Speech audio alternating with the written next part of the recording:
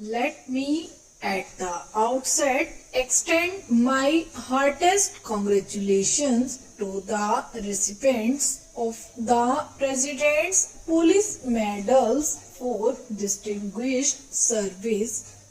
I commend you for your dedication and devotion to the cause of nation security and effective policing. I would also like to offer my heartfelt condolences to the families of your brave colleagues who sacrificed their lives in the service of the nation. I give you my assurance that our government will spare no effort to ensure that their needs are met and their futures secured. As I addresses you all here today, my mind goes back to some of the key issues I had raised in the same conference last year. I had spoken of the challenges facing the police forces today of equipping the police forces with the necessary material and intellectual resources to meet these challenges, of the need to generate professionalism, honesty, integrity and efficiency in the police, of the need to improve the public image of the police whereby a policeman can be seen as a friend of the people, of addressing the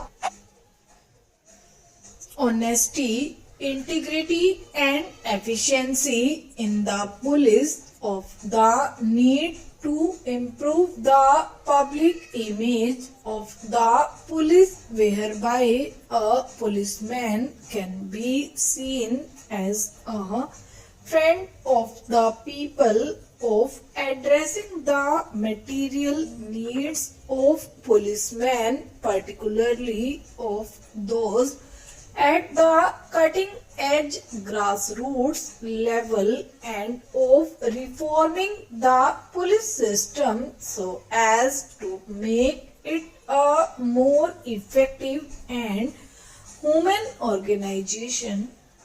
Periodic conferences like this are a good occasion to reflect on the progress made in achieving these goals.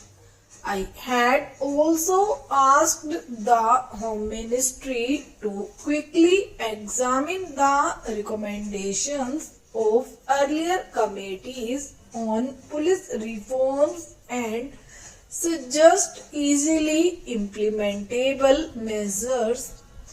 I am happy to note that some progress has been made. Police forces across the world continue to face an increasingly complex environment. New security threats have come to the fore, bringing in their wake new challenges. Governments across the world are trying to grapple with them to formulate suitable responses. In a large, diverse country of continental dimensions undergoing social, economic and political change, your job is even more challenging. At a recent meeting with the superintendents of police, I was impressed by the seriousness with which young officers were applying their mind to the problems at hand. I had spoken of them, of the changes that have taken place since the Police Act was passed in 1861. Today, police forces have to serve the interest of the people, not rulers. In a democratic framework as we are in today, there is a need to have in the police forces a managerial philosophy, a value system, and an ethos in tune with the times.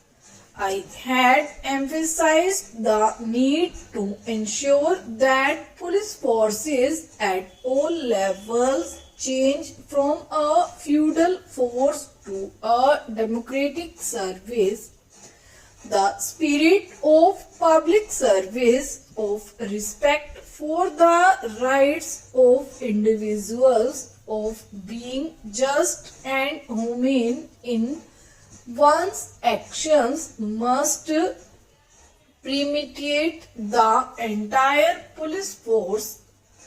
I was impressed by the response of the young officers to the challenge I had outlined, and I am convinced that in them you have a group of officers who can transform policing in the country. They look up to you for professional leadership. You have to set an example to them so that they set an example to society. What are the key challenges facing the police force today? Clearly, the threat of terrorism and of organized crime are the two most important. But there are other challenges of equal importance to our people. The attacks on weaker sections, on Dalits, on minorities, and on women. Our police force must be equal to the task in dealing with each one of them. We need a combination of force and intelligence in dealing with each of these challenges. In dealing with social and gender-based violence, there must be compassion for the victim and firm resolve to deal with the perpetrator of the crime.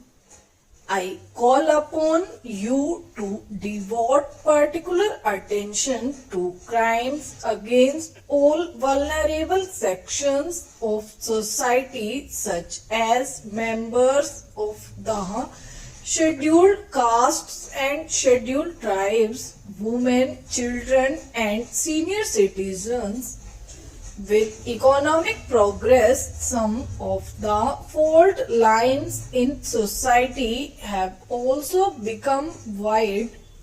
This has brought additional responsibility on the police forces to ensure that law and order is maintained and no segment, no matter how meek, is oppressed.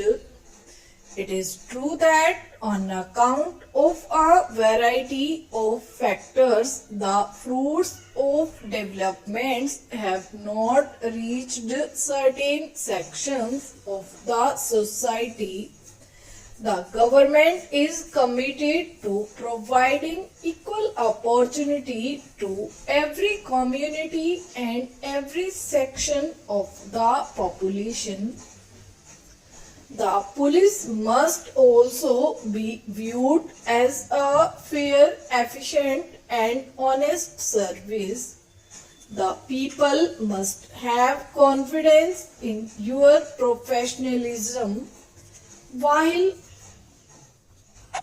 instilling fear in those breaching the law and threatening the security of the country. The police at the same time must be perceived as friends by the law abiding common citizens. I have repeatedly said that no grievance, real or imaginary, can justify resort to terror, violence, or any other anti-social activity. Democracies provide legitimate means to express dissent,